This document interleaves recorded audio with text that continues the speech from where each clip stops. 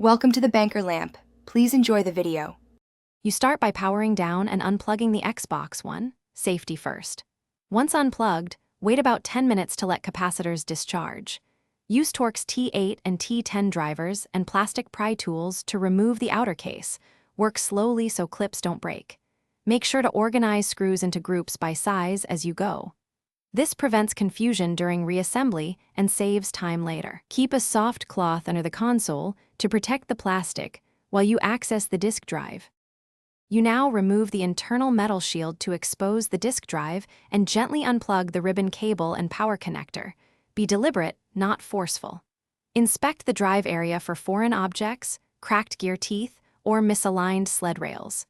Manually rotate the spindle to feel binding and gently move the laser sled to check smoothness.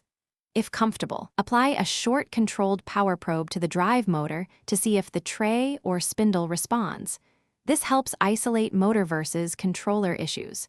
Take photos to record connector position. You replace any damaged gears or clean and lightly lubricate the sled rails. Use only a tiny amount of lithium grease so dust doesn't accumulate. Reconnect the ribbon and power cables exactly as photographed, then reattach the metal shield and outer case, tightening screws in their original positions. Plug in and test with multiple disks. Listen for consistent spin and successful read. If the drive still won't spin or read disks, reset the console firmware and retry. Persistent failure usually means replacing the drive assembly. Thanks for watching. If this was helpful, leave a like and consider subscribing. See you next time.